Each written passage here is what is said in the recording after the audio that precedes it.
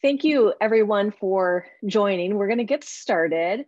Tonight, I have the pleasure of introducing three of my favorite people. Lakes is grateful to have three social workers this year, two social workers that we have on staff full-time, and then a social work intern this year. So they're going to talk about motivation.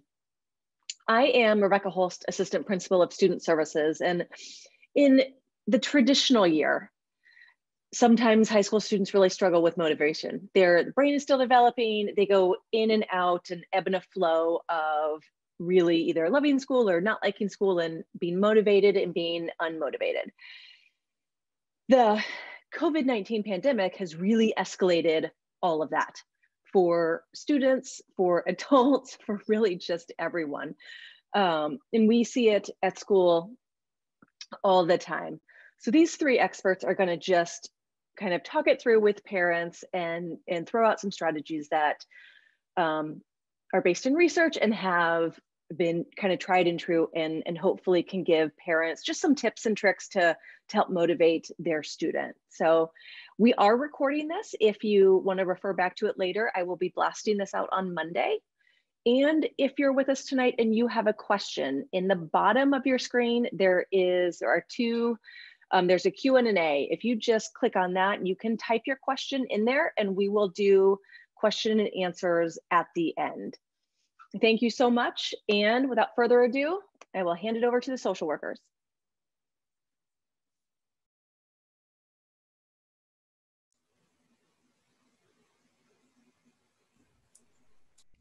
Hi there, I'm Jennifer Schoen. I'm one of the social workers here. Hold tight for 1 second. I'm working on getting my screen sharing up and going, and it does not seem to be cooperating.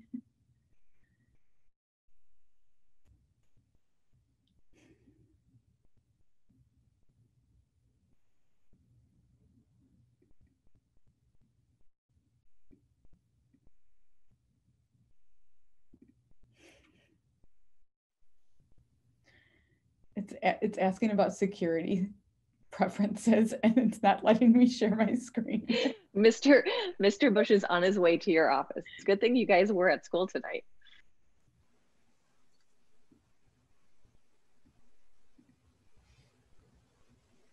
I apologize for this. We did a test run of all of this and it seemed to work, and now it is not. Jen, do you want me to present? Yeah, can you get it to Okay. work? If you can get that, that would be great. I think. Let me know. Is it up there? Yes. So click on slide number 1 and then go to present.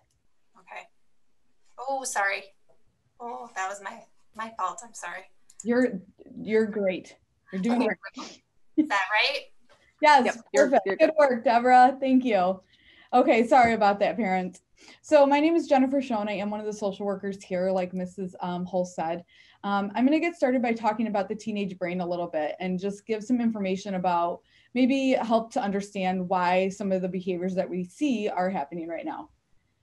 Have you noticed that sometimes your student's thinking and behavior seems quite mature, but at other times your student seems to behave or think in an illogical, impulsive, or emotional way? The back to front development of the brain explains these shifts and changes. Students are working with brains that are still under construction. Their brains are growing and changing every day. They're kind of like a tree, pruning back old information that they don't need to hold on to anymore to make space for new information and new skills. Because the prefrontal cortex is still developing, students might rely on part of the brain called the amygdala to make decisions and solve problems more than adults do. The amygdala is associated with emotions, impulses, aggression, and instinctive behavior. This means that decisions and problem solving are based more in an emotional place than a logical place at this age. When students are faced with difficult decisions, they may think more about how it will make them or others feel more than what is logical or what would create the best outcome to minimize consequences. Eventually, both of these parts of the brains will work together, and as adults, I'll take into account all of those areas for decision making. So what do these changes mean?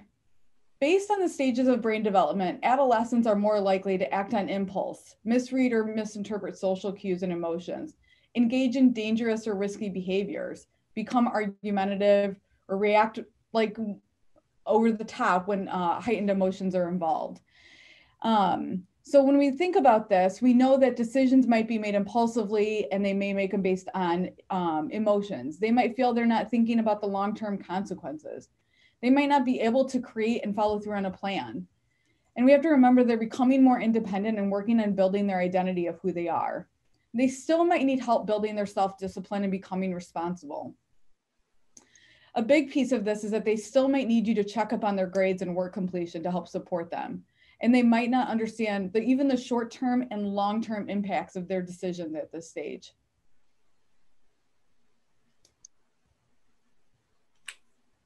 And they might also say that they don't feel motivated to do something, which I know that we've heard a lot when we've talked to students during this time.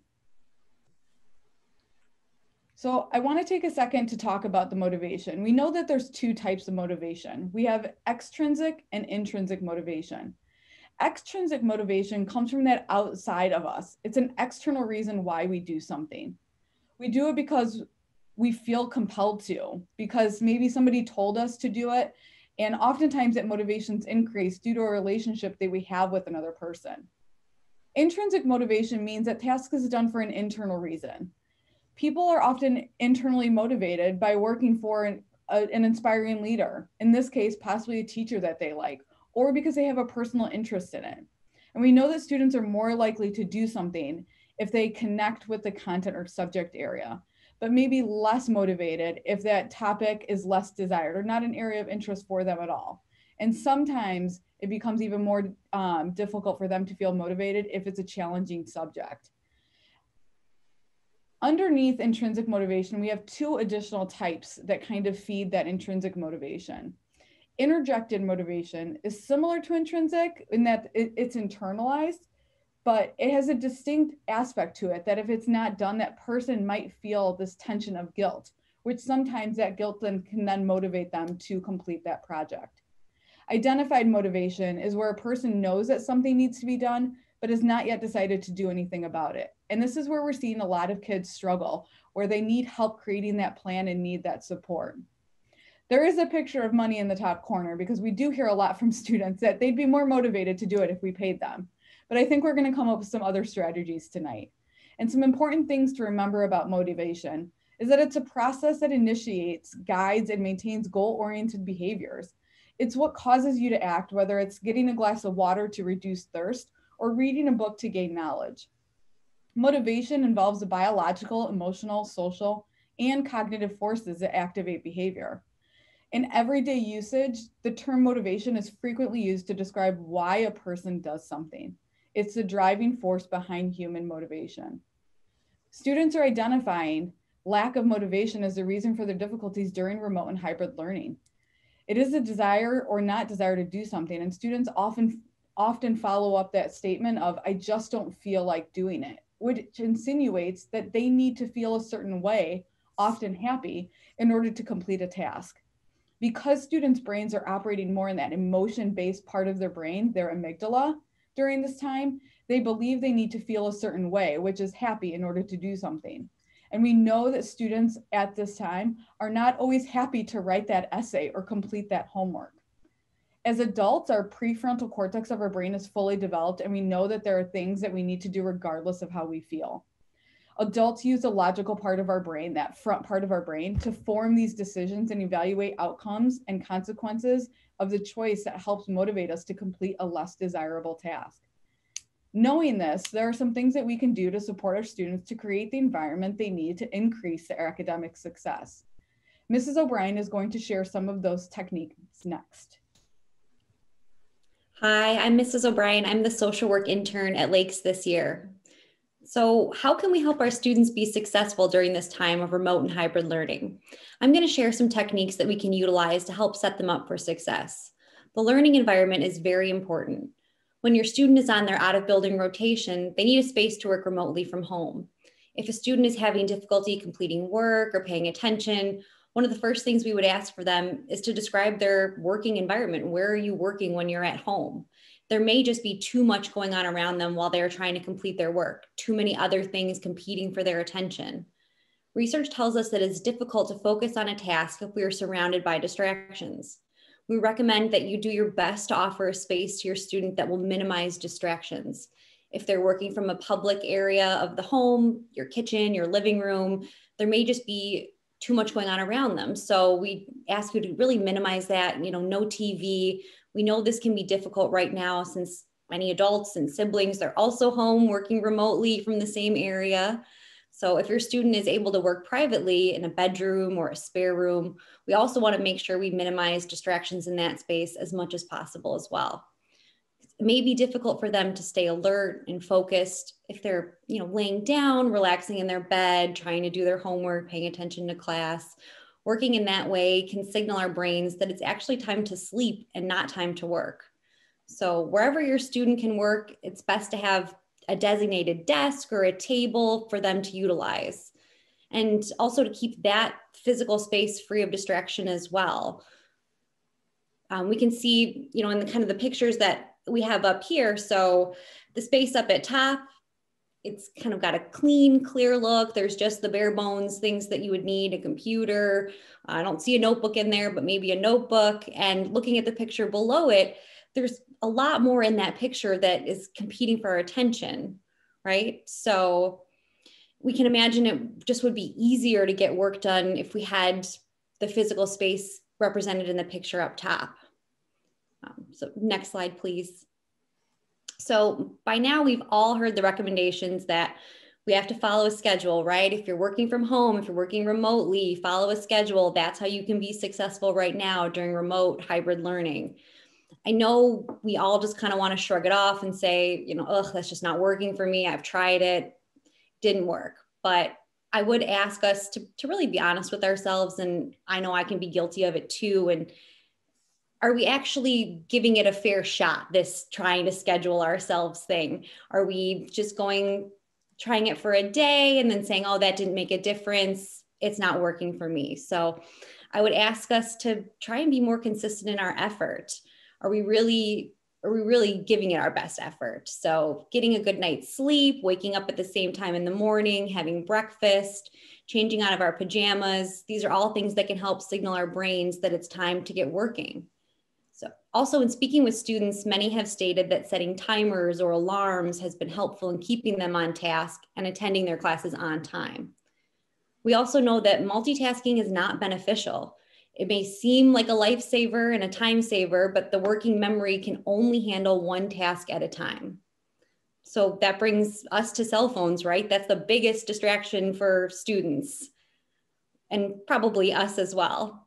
Research studies have found that students frequently engage in what they call media multitasking, or checking their phone, while they should be paying attention in class. It's no surprise that this can have a negative effect on learning. Studies have suggested that one way to reduce this media multitasking is for students to set up and institute technology breaks, or brief pauses where the student can check their text messages, their social media, time just specifically set aside for that. So for example, your student could schedule a 5-minute break every couple hours, check their phone, check their social media.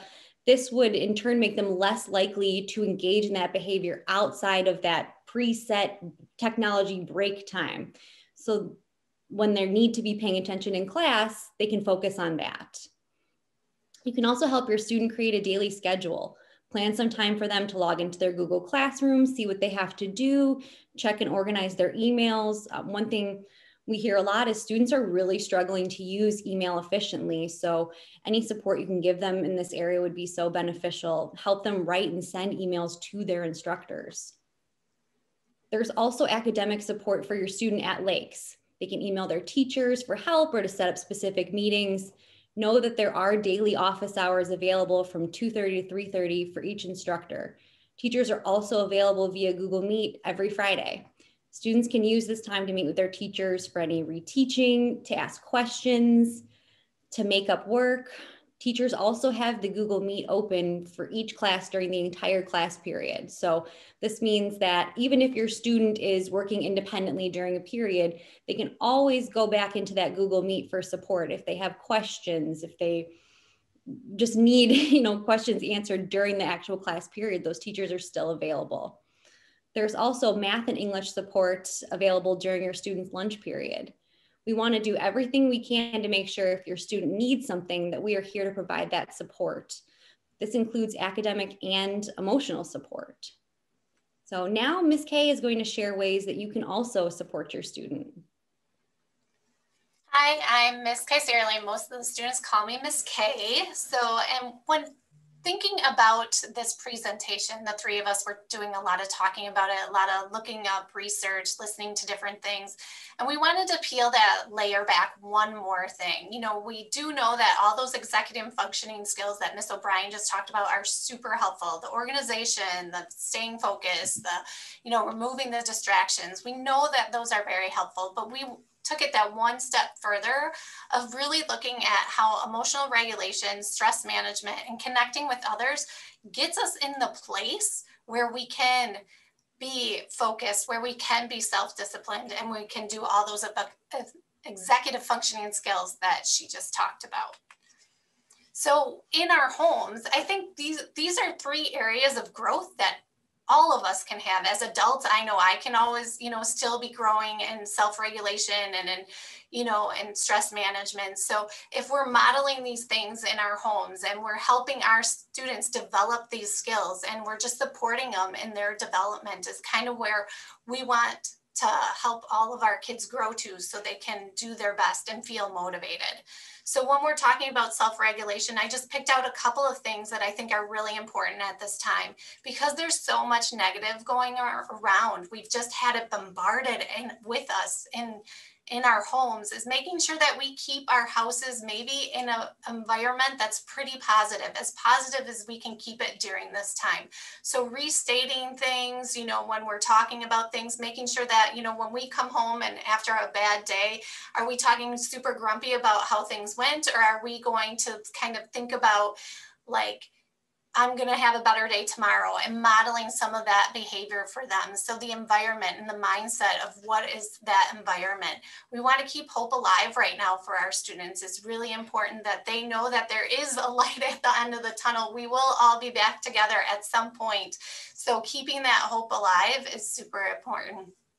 Also taking the time to create space and time for communication with our students. They have lost a lot of communication. There are so many little short conversations that they're not having right now because we're all kind of in one spot and not able to come to school and talk with different people and things like that. So creating time and space for communication. But what do we know about adolescents? We know that they talk in like sound bites. They talk maybe on the way to the fridge. They talk in the car. They talk maybe if you stop in right before bed and things like that. And those are all great times. You don't need to sit down and say, we're going to have a conversation about your grades.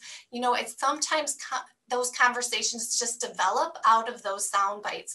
And so using that time when they're just passing to put in little things about, hey, how you doing? Hey, what's going on? And seeing what you get back. Yes, a lot of times you're going to get back nothing. I'm okay. I'm fine.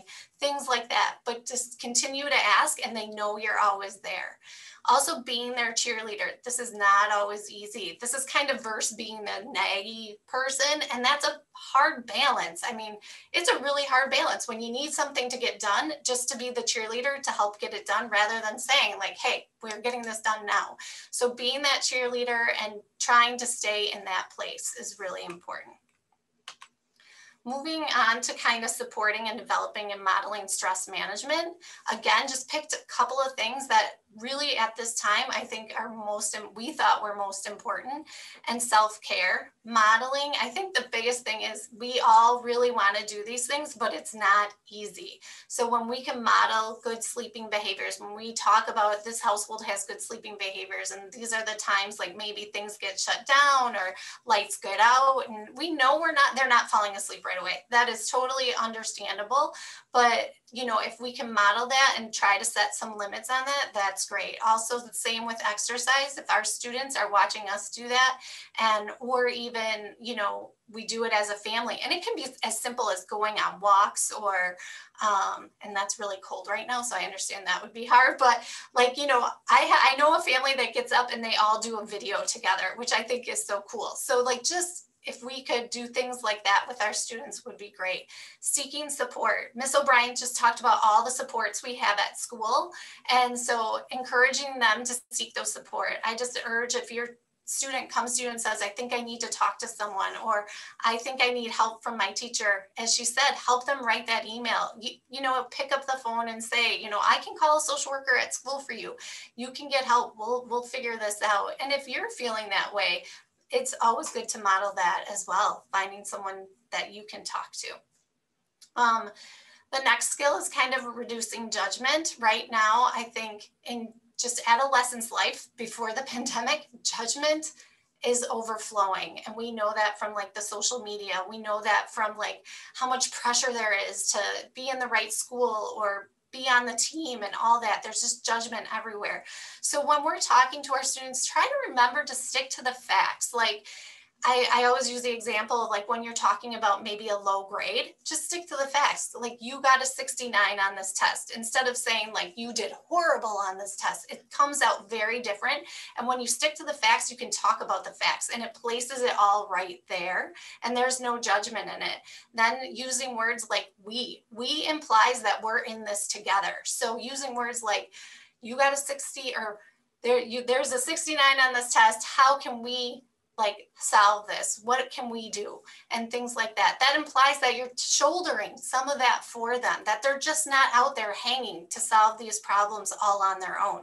So I'm putting it in using those open-ended questions to be their consultant and their ally and not their problem solver. Our kids are growing right now. And I think that's one of the biggest things is we're teaching them how to solve these problems. We're teaching them to be how to like go out and be independent. So in doing that, not taking away the opportunity to learn problem solving. And when you problem solve for your students, I know what I feel like if I just give a student a thing, they're going to tell me, no, you know, that's not going to work. And here's why it's not going to work and blah, blah, blah. But if we allow them to come to it by using open-ended questions and saying, and I'll help you, and what do you need me to do to support you?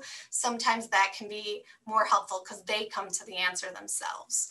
And then just simple coping skills. We all need to cope right now. There's a lot going on. So just quickly about that is emotional focused coping skills are great. Those are your like, hey, take a break, listen to some music, make sure that you can take a bath or take a nap, a quick nap. We never want to take too long naps, but things like that are those short-term emotional coping skills. And then, so using those in those high stress moments when I just can't do it enough. But then when we're in that lower stress area, focusing more on the problem focused skills. And those are like, hey, is it time to ask for support? Then you're kind of solving the problem. Is it time to go through a problem solving model? Like, what's the problem? What can we do about it? You know, kind of doing those things. And really looking at solving the problem to cope with the problem. We want to just make sure that we're not using any maladaptive coping skills. One thing that I think in this time we've really recognized is some of our students are using those quick emotional focused coping skills, such as listening to music, playing games, and it starts to become maladaptive. It starts to be all that they're doing. So we got to keep a balance there, something to kind of watch for. And the last one I wanted to talk about is just connecting with others.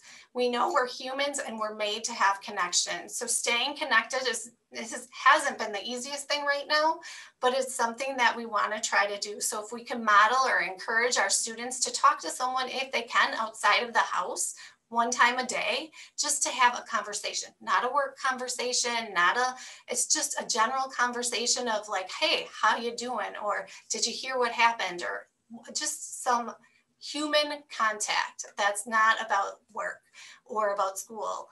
And then reducing that isolation, just making sure we're trying to pull them out of those bedrooms. When I'm talking to kids, I'm like, oh my goodness, I know they have their space. They have their space nice and neat in their room, but then that's where they're sleeping too. And then that's where, you know, sometimes I just bring up my dinner here, you know, so trying to pull them out as much as you can out of those four walls to see something different.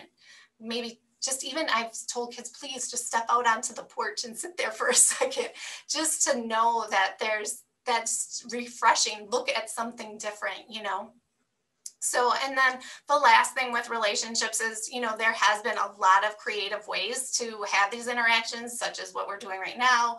Or, you know, I've been introduced to so many different apps. The students are talking about all these different apps, and just making, you know, it's hard to balance that technology, but allowing some of that technology so they can stay connected, and encouraging students as we are getting back into things. I'm so excited to see like some sports maybe starting to run and some activities and things like that. And as long as they're doing them safe, you know, jumping into office hours, that seems like a work thing, right? And I just said, don't talk outside of work. But if you jump into office hours and there's some other, usually a small group, I guarantee that there's a social conversation that's going to start with that teacher or with the other students in there, because it's such a small group, very different than a classroom. So even just jumping in to do homework. I know Miss O'Brien, I wanted to say, Miss O'Brien, you talked about like jumping back in so that you can ask a question, but maybe it's just, if I'm not feeling motivated, I suggest students jump back in just to work with it open so that they can hear the teacher maybe answer another question of another student. Maybe they'll start having a social conversation. That student can just jump in like, yeah, you know, I really like that restaurant too, or whatever. So spending time with people in all different ways is important at this time. So like we said, we just wanted to step it one layer back and talk about like when we're well balanced, then we're in a place where we can feel more motivated.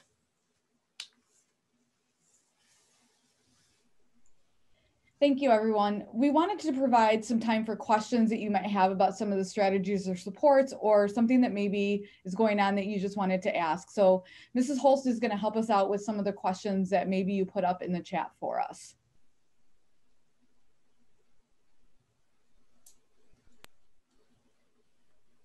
So in the bottom of your screen, if you do have a question, hit that kind of Q&A, those little text boxes, and you can write your question in there. We currently do not have any. So well done, social workers. You answered all the questions already. We'll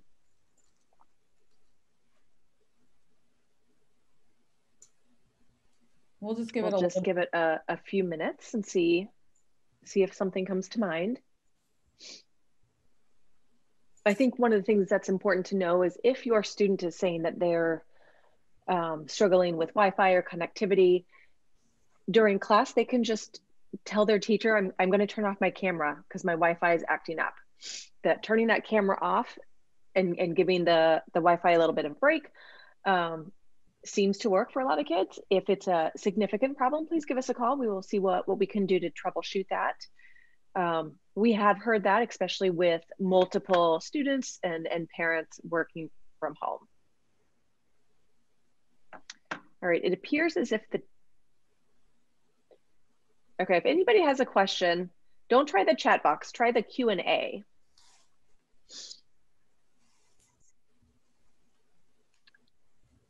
And I think one of the things that the social workers did a great job of is these kind of motivational tips work for all ages. This is not just a high school thing. And I mean, I learned a couple of things that I can probably benefit from doing, but that the schedule, it's just so crucial, especially when you're at home. It's, you know, for adults, it's super easy to just throw in a load of laundry, but then you're distracting yourself. And I also feel like that's for kids as well. Yeah. And one of the biggest, go ahead, Michelle. Sorry. One of the biggest takeaways from this is everything that we've talked about is really finding that balance of allowing your student to build their own independence and try to figure things out on their own, while you still being a little bit of a safety net as a parent or guardian to help them build those skills, because they are still learning these skills. And some days they show you these skills and make you believe that they have them and they're good. And other days they really, really struggle with it. And so it's really important to just make sure through this time, that constant check-in and those small conversations and just helping them problem solve as a support while letting them figure out their own way to do it. And then making sure that we're following up with them is really crucial during this time. I think if I've learned anything from these fabulous social workers, it's that it's okay to not be okay. And that's normal. Just be there, and kids will persevere. As long as you're that safety net, like they were saying, and you're offering that continued support. Okay, we don't have any questions, but I think it's super important for us to just wrap it up with a couple of things. One, in your student's report card that you hopefully got in the mail, if you did not, please give us a call. But there's an additional flyer that talks about just additional supports in the building. It will walk parents through how to make sure that they're checking Infinite Campus, make sure that they know if their student is in class, make sure they're up to date on the grades.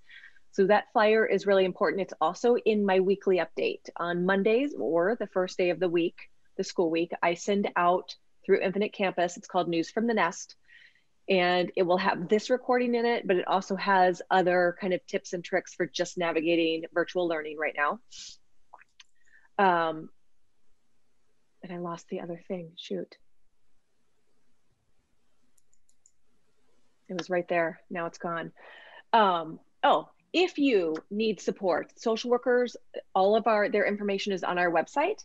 We have the opportunity for students to make appointments with the social workers.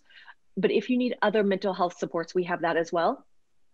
And we'll be more than happy to share anything and research anything that you might need. So thank you so much for joining us. Thank you, social workers, for a fabulous presentation, and have a good evening.